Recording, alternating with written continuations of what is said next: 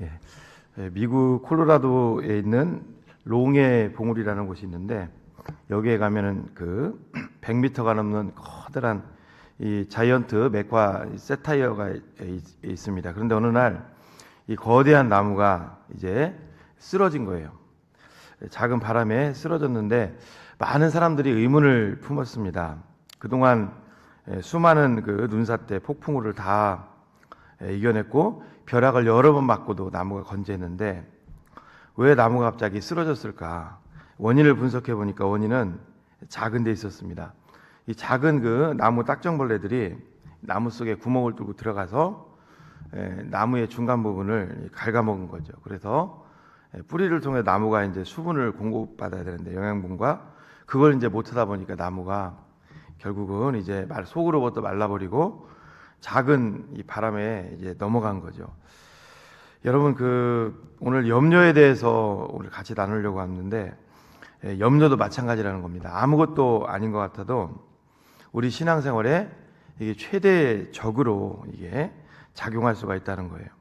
아마 염려를 우리가 안 하려고 해도 나도 모르게 찾아오는 염려.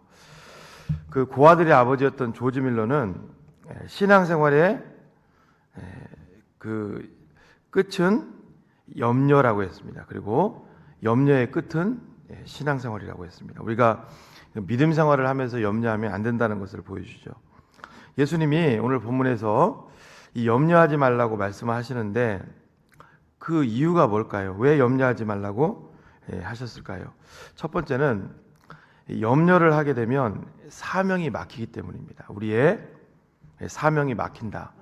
여러분, 우리 성도들에게 있어서 제일 중요한 게 사명인데 이게 막힌다는 거예요.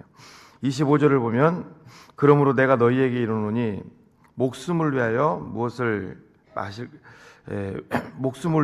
먹을까, 무엇을 마실까, 몸을 위하여 무엇을 입을까 염려하지 말라. 목숨이 음식보다 중하지 아니하며 몸이 의복보다 중하지 아니하냐 이렇게 성경은 얘기하고 있는데요.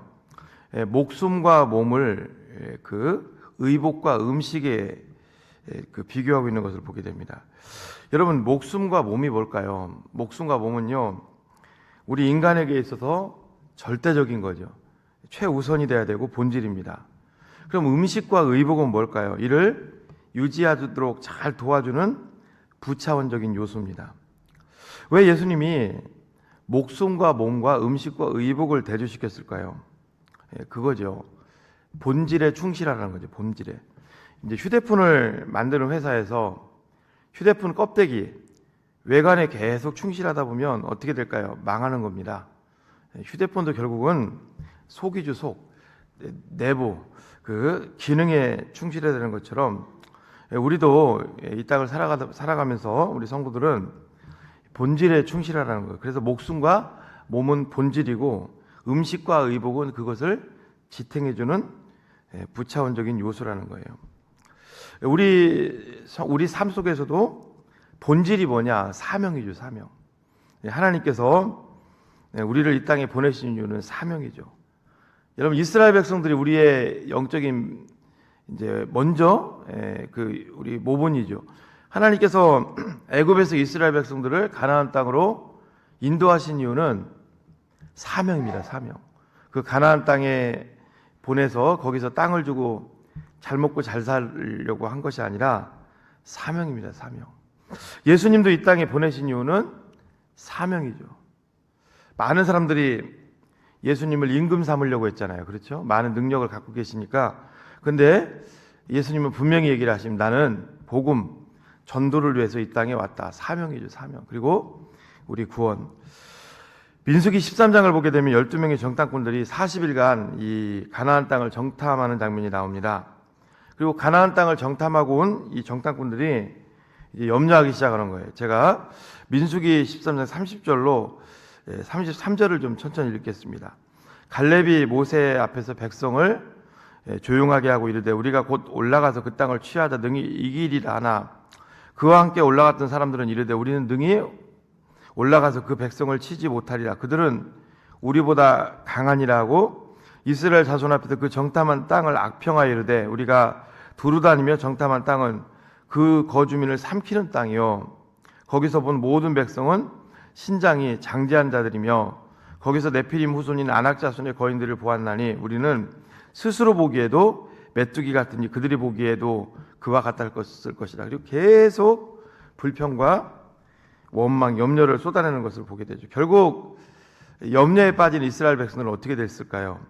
민수기 14장 37절 말씀을 우리 같이 한번 읽어볼까요? 시작. 곧 그 땅에 대하여 악평한 자들은 여호와 앞에서 재앙으로 죽었다. 예, 악평한 자들은 죽었다는 거예요. 여러분, 염려를 대수롭지 않게 생각하면 안 됩니다. 염려의 궁극적인 목적은 결국은 성도들로 하여금 사명을 감당하지 못하게 만든다는 거예요. 사울왕을 볼까요? 다윗의 인기가 치솟고 다윗이 높아지니까 염려를 계속하죠. 왕위가 뺏기게 되겠구나. 여러 가지 질투. 결국은 어때요? 다윗을 하나님이 세우신 이유는 블레셋으로부터 이스라엘을 구원하라는 사명이 분명히 성경에 나옵니다. 그런데 그 일을 하지 못하게 되고 결국은 평생을 다윗 제거하는데 많은 시간을 할애하게 되죠. 여러분, 우리의 사명을 가로막는 이 염려를 그럼 우리는 어떻게 바라봐야 되는가? 오늘 본문에 염려하지 말라 할 때 염려하지 말라는 잠을 이루지 못할 정도로 고심한다는 뜻입니다. 그 염려가 굉장히 우리 삶 속에 이렇게 어려움을 준다는 거예요. 여러분, 염려하다로 번역된 이 헬라어 메림나오는요, 마음이 나뉘어지다, 쪼개지다, 분열하다라는 뜻을 가진 메리조에서 나왔습니다. 염려는 우리 마음을 다 붕괴시켜 버리는 거예요. 그리고 염려의 또 가장 큰 특징은 뭐냐면 다른 사람에게 이것이 전염된다는 거예요. 남편이 염려하면 아내에게, 아내가 염려하면 또 남편에게, 또 가족들에게, 교회에서도 마찬가지입니다. 목자가 염려하면 목원들에게, 이게 전염성이 강하다는 거예요. 근데 문제는 다른 사람의 그 염려가 내 속에 들어오면 그리고 내 사명도 결국은 막아버린다는 거예요. 이게 이제 민수기 13장 14장에 나오는 거죠. 이스라엘 10명의 정탐꾼이 염려하니까 그게 전염이 됐어요. 무려 어마어마한 100만 명 이상 되는 사람들에게 전염이 돼서 결국은 그들도 같이 가나안 땅에 들어가지 못하는 이 사명을 막아버린다는 거예요. 여러분, 염려가 굉장히 무섭습니다. 저도 제가 이제 일찍 조기에 총진대 신대원에 갈 기회가 있었어요. 그런데 염려 때문에 그랬어요. 물질에 대한 염려. 무려 몇 년이 늦어졌냐면 7년을 방황했습니다. 7년을. 오늘 말씀을 잘 여러분 생각해 보셔야 돼요. 이 하나님의 일을 하는데 많은 성도들이 혹시 염려에 덫에 걸려서 염려에 사로잡혀서 지금 사명을 감당하기 못한다면 시간은 흘러가죠. 지나고 나면 후회밖에 남는 게 없죠. 여러분, 저도 그 7년이라는 시간 동안 사역을 했으면 얼마나 많이 했겠어요. 근데 물론 7년 동안 교회를 아는 건 아닙니다만 어떻게 보면은 다시 옛날로 돌아간다면은 다시 일찍 갔겠죠. 7년을 제가 늦게 갔거든요. 적은 시간이 아니죠. 여러분, 주님은 염려하지 말라고 하셨습니다. 이거 명령어거든요. 염려하지 말라. 이 선택이 아니라 염려하지 말라. 주님이 하지 말라고 했으면 염려하지 말아야 된다는 거예요. 이따가 제가 그럼 염려는 어떻게 이제 이길 수 있느냐 이걸 좀 설명을 할 거고요. 첫 번째 염려는 우리 사명을 막는다는 게 이제 문제예요. 염려를 많이 하면. 그다음에 두 번째, 염려하면 담대함이 사라지게 된다는 거예요. 담대함이. 자, 6장 26절부터 28절을 또 천천히 읽어보겠습니다. 공중의 새를 보라. 심지도 않고 거두지도 않고 창고에 모아들이지도 아니하되 너희 하늘 아버지께서 기르시나니 너희는 이것들보다 귀하지 아니하냐. 너희 중에 누가 염려함으로 그 키를 한 자라도 더할 수 있겠느냐. 또 너희가 어찌 의복을 위하여 염려하느냐. 들에 백합화가 어떻게 자라는가 생각하여 보라. 수고도 아니하고 길쌈도 아니하느니라. 여기 6장 26절부터 보라라는 말 많이 나오는 이게요, 주의 깊게 생각하고 보라는 겁니다. 공중의 새를 이제 얘기를 하는 거죠, 예수님께서. 저도 이제 바닷가 가면은 이제 바닷가에서도 자랐고 갈매기들이 참 많은 걸 보게 됩니다. 예수님이 그러는 거예요. 공중의 새는 심고 거두지 않죠, 사람처럼. 그리고 먹이를 창고에 또 창고를 지어서 모아들이지도 않죠. 제가 까치 같은 경우도 둥지를 만들고 새끼들을 먹이를 잡아다가 갖다 주는 거 봐서도 모으지는 않는다는 거예요. 그런데 참 신기한 게 뭐냐면 새들이 굶어서 뚝 떨어지는 경우는 거의 못 봤습니다.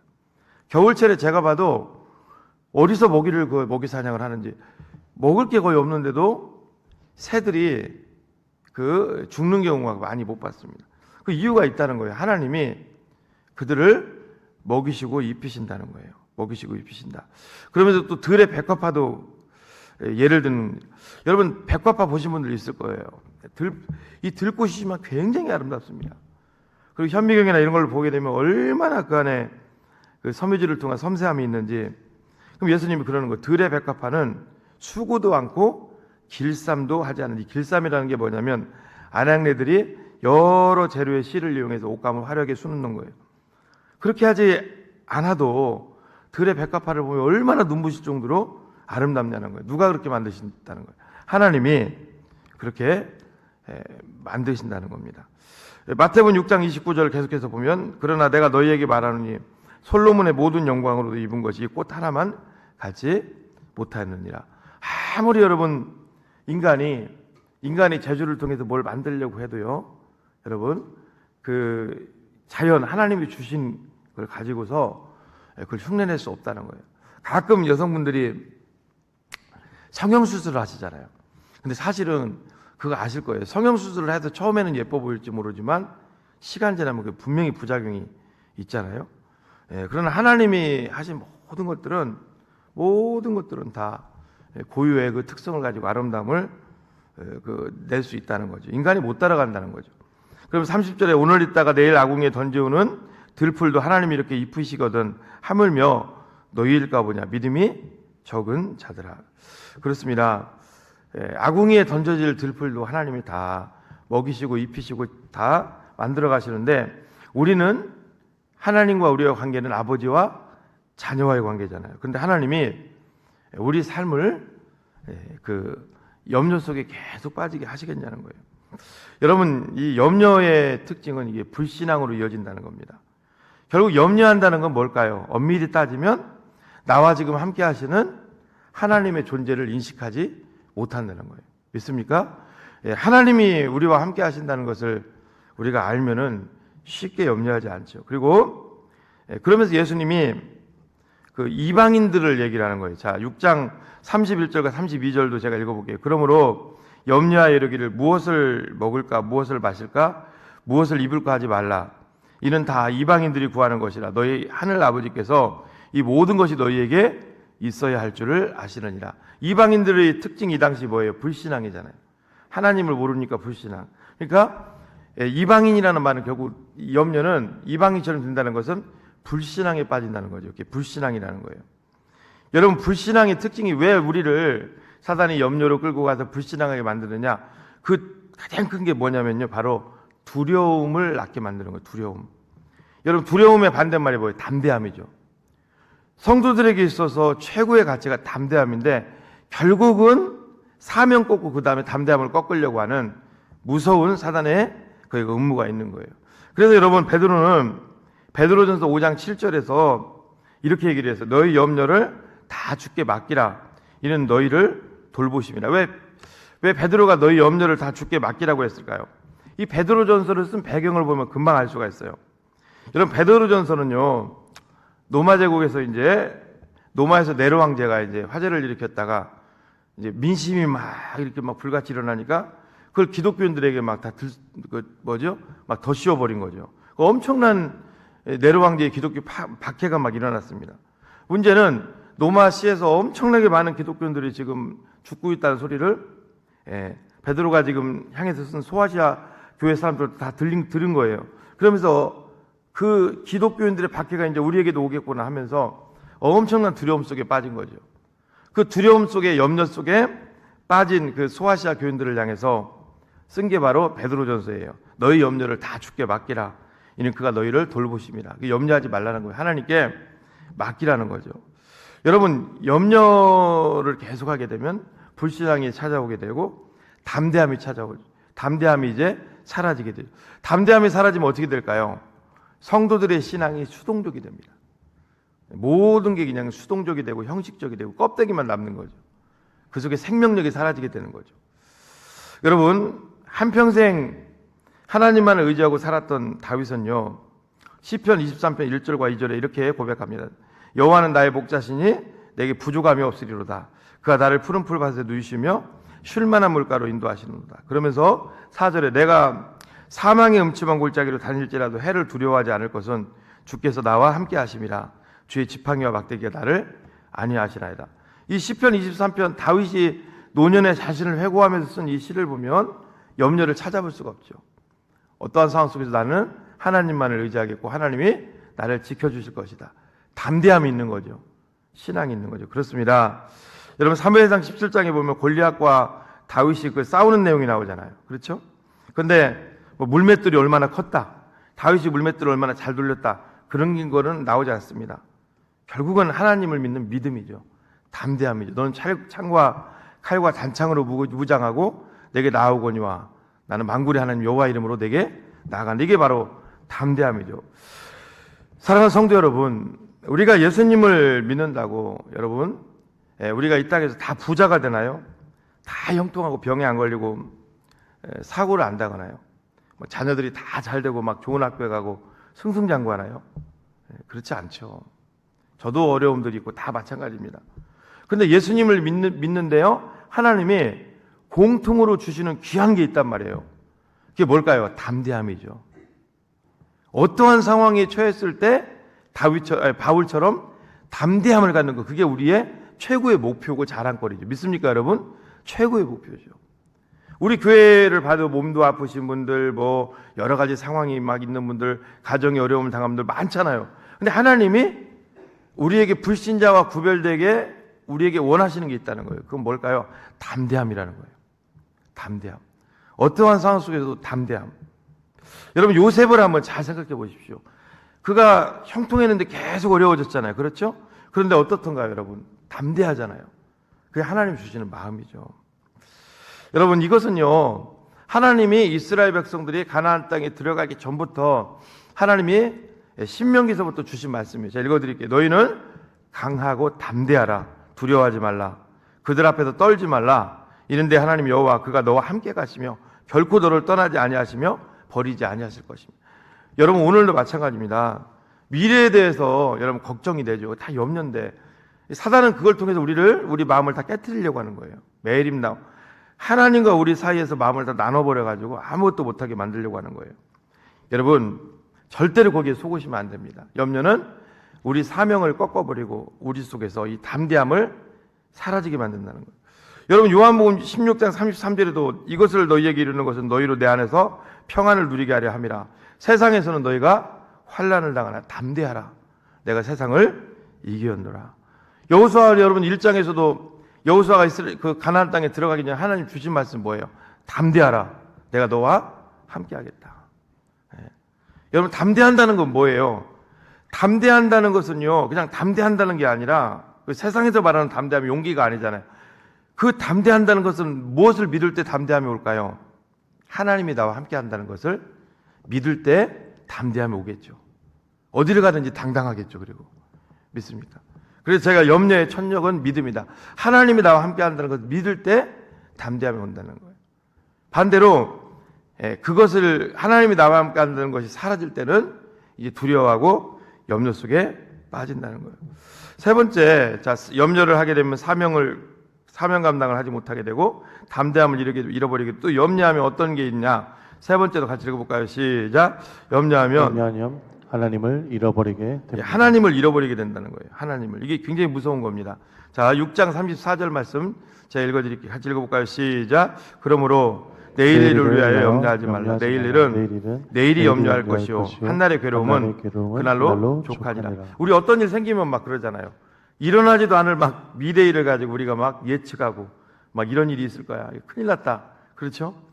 많지. 어떤 일을 얘기하면 이제 예를 들면 누가 얘기하지 말라는 걸 다른 사람한테 얘기를 했단 말이에요. 그것도 여러분 자기도 모르게 할 수 있어요. 그러면 막 그때 이제 소설을 쓰는 거죠. 막 소설을 쓴다고.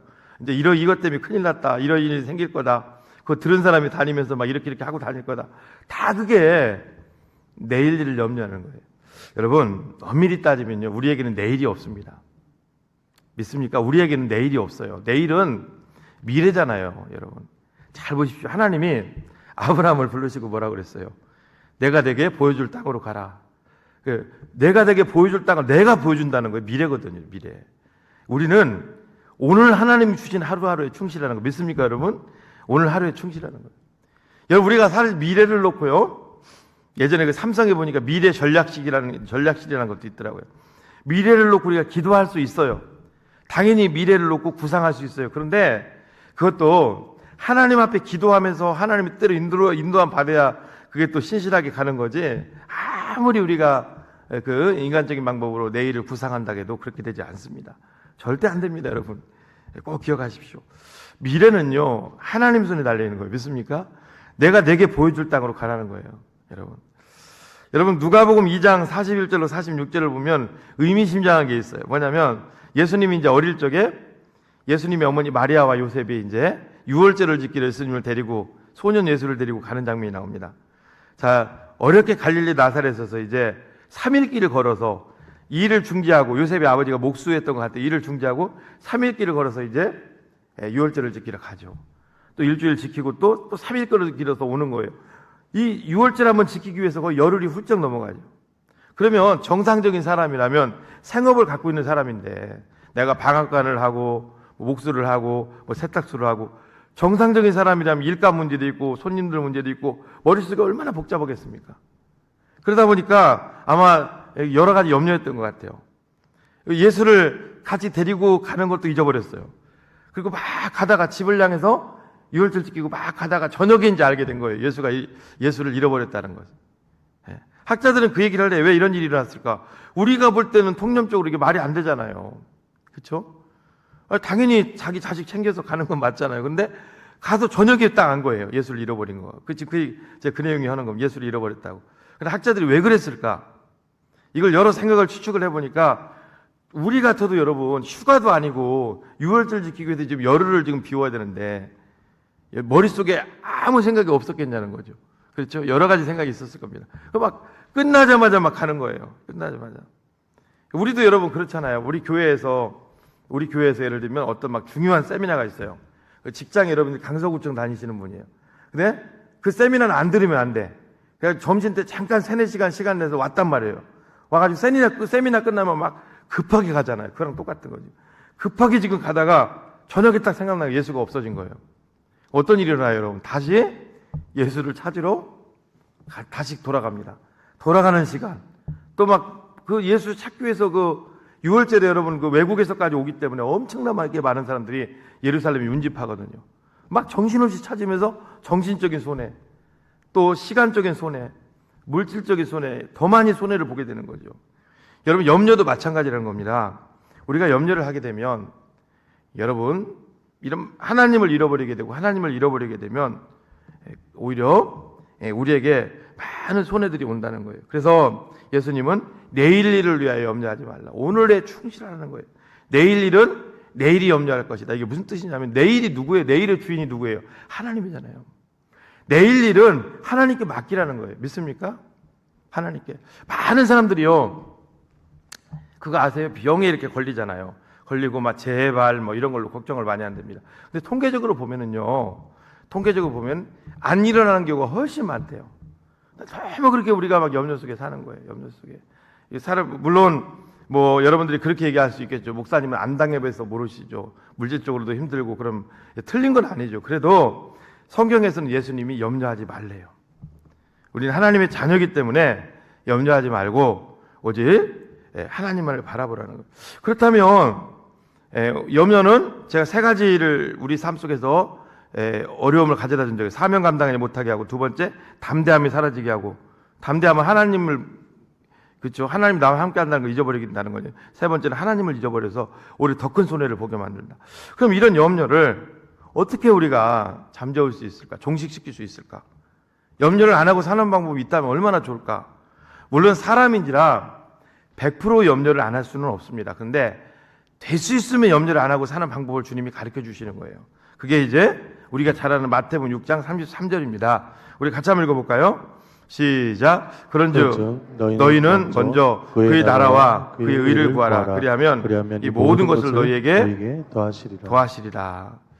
그 먼저 그의 나라와 그의 의를 구하래요. 그의 나라와 그의 의가 뭘까요? 바로 복음이죠. 복음. 복음에 집중하는 삶을 살라는 거예요. 복음에 집중할 때 우리는 염려하지 않게 된다는 거예요. 복음에 집중할 때 먼저 복음에, 그러니까 복음의 우선순위를 둬보라는 거예요. 그럼 염려할 일이 사라지게 된다는 거죠. 저도 이걸 체험한 적이 있는데요. 신학교 1학년 때 여러 가지를 좀 준비해서 전라남도 저 밑에 가면 진목도라고 하는 섬이 있어요. 그 일주일 잡고 낙도 선교를 간 적이 있습니다.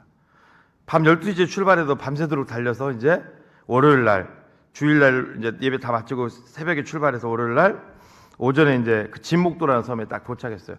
그 섬 들어가는 것도 금방 가는 섬이 아닙니다. 그 조도까지 가서 또 조도에서 또 배 타고 조도 들어가서 또 작은 배 타고 또 들어가서 진목도라는 섬에 딱 갔는데 전화가 온 거예요. 대전에 사는 그 당숙이 돌아가셨다고. 그 당숙은요, 저에게 이 가정에 있어서 아버지 같은 존재거든요. 아버지가 일찍 돌아가셔가지고 동생들 이렇게 결혼할 때 아버지 역할을 많이 했던 분이고, 하여튼 저희 가정에 많은 도움을 줬던 분입니다. 막 짐을 풀려고 하는데 전화가 온 거예요. 당연히 가야 돼요. 왜냐면 저희 충남 보령에서 제 여동생 결혼할 때도 당숙이 연로하신데 대전 쪽에서 일부러 또 와가지고 그 동생 손잡고 들어가고 결혼식.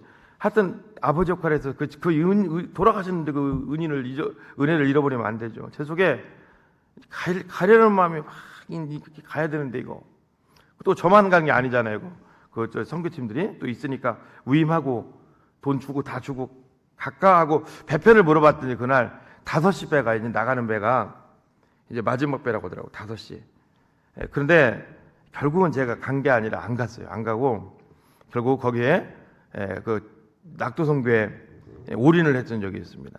원망이 막 쏟아질 줄 알아서 왔어요. 그랬더니 저희 어머니도 거기 참석했죠. 근데 얼마나 그 은혜가 이게 진행이 되고, 그리고 또 저도 이 와중에 그 섬 같은데 어려운 사람들 도와주러 그렇게 갔다고 그 장례식장 오신 분들이 막 그렇게 칭찬을 하고 너무 은혜롭게 이렇게 모든 게 다 잘 이렇게 되는 걸 봤습니다. 저는 굉장히 기분 나빠할 줄 알았거든요. 여러분, 그때 제가 느낀 게 뭐냐면, 이게 복음지향적인 삶, 복음에 집중하니까 하나님이 나머지는 다 알아서 채우시는구나. 다 알아서 하는구나, 하나님께서. 이 복음의 우선순위를 두니까 하나님은 다 알아서 채우시는구나. 요즘 저는 되게 감사한 게 뭐냐면, 요즘 제가 이제 대신방도 하고 막 이렇게 하자면 계속 그냥 우리 목사님들하고 같이 정신없죠. 대신방 그냥 성경책 딱 펴가지고 이렇게 말씀 전하는 것도 아니고 준비도 다 해야 되고. 근데 참 감사한 것 중에 하나가 뭐냐면 다른 곳에 신경 쓸 겨를이 없어요. 진짜 그렇죠. 그 잠 조금 자는 거 빼고는 오직 여기에 신경을 쓰는데요. 어딘지 모르는 그 에너지가 팍팍 올라와요. 깜짝 놀랐어요. 저도 놀랄 정도예요. 에너지가 막 팍팍 올라요. 금요일 예배를 마치고 이제 집에서 한 12시 됐나요? 잤는데 토요일 날은 새벽 예배가 우리 교회가 없잖아요. 눈을 딱 떴는데 보니까 3시 몇 분이에요. 근데 다른 때 같았으면 어땠을까요? 아직 출근을 하면 시간도 남고 하니까 자야 되겠다. 그런데 일어나가지고 맞아. 내가 떠나왔던 교회는 토요일 날도 새벽 예배가 있지. 그 새벽 예배 드릴 때니까요. 이게 에너지가 어디인지 모르고. 왜 그러냐면 저랑 같이 또 다니던 지역장님들도 저한테 한 얘기가 있다고. 이게요, 예수님께 우리가 집중하면, 복음에 집중하면요, 하나님께서 엄청난 힘을 주신다고. 믿습니까, 여러분? 다른 것에 안 보이게 만든다고. 우리가 나태해지고 우리가 자꾸 우리 신앙이 깔아지고 하는 이유는 뭐냐면요, 예수님께 복음에 집중하는 것이 아니라 지금 다른 것에 많이 집중하니까 그런 거예요. 오늘 저는 이 염려하지 말라는 말씀을 여러분들에게 드리는데, 오늘 사실은 제목을 좀 이렇게 잡고 있습니다. 여러분, 제발 예수 외에 다른 거 집중하는 안테나 좀 내리십시오. 예수님께 집중하면요, 예수님께 집중하면 다른 게 안 보입니다. 충만하다고. 믿습니까, 여러분? 이게 충만하다고요. 믿습니다. 제가 만약에 지금 대신방을 안 했더라면 분명 그랬을 거예요. 금요일날 잤다가 딱 눈 뜨고 3시 반이네. 출근이 우리가 오늘 10시지 토요일 날은. 아직 시간 많이 남았네. 그랬을 거라고요. 어디 그 시간에 일어나서 이전 교회 그 새벽 예배를 드리겠어요. 이게 충만하니까 그런 거예요. 충만하니까. 사랑하는 여러분, 이 염려는 복음에 집중하는 거예요. 예수님께 집중하는 거예요. 그리고 또 이게 바로 그의 나라가 바로 복음에 집중하는 거고, 그의 또 의를 구하라. 그의 의는 뭘까요? 하나님과의 올바른 관계 가운데서 오늘 하나님이 기뻐하는 삶을 살려고 애쓰는 거예요.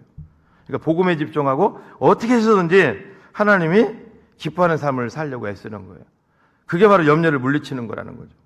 제가 자주 드리는 문자도 메시지로 가끔 성도님들 오면 드리는데, 우리는 하나님 앞에 서 있으면 참 자유가 있고 하나님 기뻐하는 일에 참 행복이 있는 사람들입니다. 믿습니까? 하나님 여러분, 성경을 보시면 많은 믿음의 사람들을 우리가 보게 될 것입니다. 그들은 복음지향적으로 살았던 사람들, 예수님부터 시작해서 염려하지 않았습니다. 오히려 어려움이 오면 어떻게 하던가요? 기도했다고요. 기도. 하나님 붙잡았다고요. 말씀을 마무리하겠습니다. 내려놓음이라는 책으로 유명한 그 이용규 선교사님이 계세요. 아주 똑똑하신 분입니다. 근데 이분 하나님의 뜻 가운데 이분이 몽골의 선교사로 이제 파송을 이제 가게 됐어요. 근데 이제 준비를 하는데 다른 선교사님들과 똑같이 이제 재정 문제가 해결돼야 되잖아요. 자녀들도 다 가니까. 그래서 이제 기도 편지를 만들고 후원 계좌를 만들고 그걸 가지고서 사람들에게 돌리려고 이제 다 준비를 한 거죠. 근데 하나님께서 주시는 마음이 갑자기 성경을 읽는데 기도원의 300용사에 대한 마음을 주시더래요. 여러분, 기도원의 300용사가 뭐예요? 300명의 그 군대로 그 13만 5천 미디안 대군을 물리친 거잖아요. 그러면서 그 기도 편지를 후원 계좌를 적어가지고 거기다 적어서 사람들에게 주는 걸 하자고 기도 편지만 주고 후원 계좌는 다 지웠대요. 그리고 하나님만 믿고 이제 몽골 선교를 준비하는데, 놀라운 것은 이제 생각지도 않은 것들을 통해서 아들의 학비를 매달 보내주겠다고 오는 분들, 그리고 비행기표를 대주겠다고 오는 분들, 여러 곳에서 사람들이 도와준 쇄도하는 것을 보면서 깜짝 놀랐다고 합니다. 하나님 일을 하려고 하니까 하나님이 다 도와주시는 거죠. 사랑하는 여러분, 여러분 걱정하지 마십시오. 우리는 지금 하나님이 늘 우리와 함께하고 계시는 줄로 믿습니다. 어떠한 상황 속에서도 여러분 염려하지 마시고, 우리가 해야 될 일은 집중입니다. 집중. 오직 복음에 집중입니다. 복음에. 여러분, 예수 그리스도께서 우리를 오라고 하실 때까지 정말 복음에 집중하십시오. 복음에. 제가 참 신기한 게 뭐냐면요, 요즘 그냥 나름대로 그냥 저도 신방하고 바쁘게, 사실 1, 2월 달에 신방 잘 않거든요. 3월 달에 충계대 신방하지. 목사님들과 살아가면서 제 앞에 책상에 제가 예전에 그 사람 이름을 다 전도하면서 기록했던 그 전도 수첩이 있어요. 여기 와서 다를 때 묻혔을 때는 놔뒀는데, 오늘인가요? 엊그제인가 그 어제 같은데 전도 수첩을 보는 순간 막 불같이 맞아. 권종이 전도해야지. 예전에 전도 많이 했잖아. 전도 열심히 해야지. 그러니까 이게요, 우리가 예수님께 집중할 때 이런 마음도 드는 거예요. 이게 우리가 막 하려고 해서 되는 게 아니더라고요. 우리가 다른 거 하지 마시고 예수님께 집중해 보십시오. 그럼 염려로 사라질 것이고, 참 신기한 게 뭐냐면 영혼에 대한 그런 마음들, 막 불같은 마음들. 이 참 신기한 게, 이제 우리가 2월 달에 저희 교회가 이제 2월 20일 날 이제 전도팀이 이제 개학을 할 겁니다. 하고 이제 또 이렇게 여러 가지 좀 할 건데, 오히려 그것들이 막 기다려주는 거예요. 전도해야 되겠다. 지금도 막 전도해야 되겠다. 그런 마음들이. 그래서 전도 수첩을 어저께도 한 50권을 제가 전도 수첩이 있거든요. 그걸 주문을 좀 했거든요. 50권을. 이런 마음들이 그냥 생기는 것이 아니라 우리 전도팀들 나눠주려고 하나님이 그런 마음을 우리 가운데 들게 하셔야 돼요. 저는 우리 교회도 소망이 있는 게, 저도 마찬가지고 여러분들도 마찬가지고, 예수님께만 집중하자 이거예요. 예수님께. 오직 복음에만 집중하자 이거예요. 그러면 반드시 하나님이 이 시대에 여러분들 들어 쓰시고, 저도 들어 쓰시고, 교회도 들어 쓰실 줄로 믿습니다. 여러분, 떡에 집중하지 마시고, 먹을 거, 입을 거, 그 떡에 집중하지 마시고, 오직 예수입니다. 예수님께 집중하시는 우리 성도님들 되시기를 주님의 이름으로 축복합니다.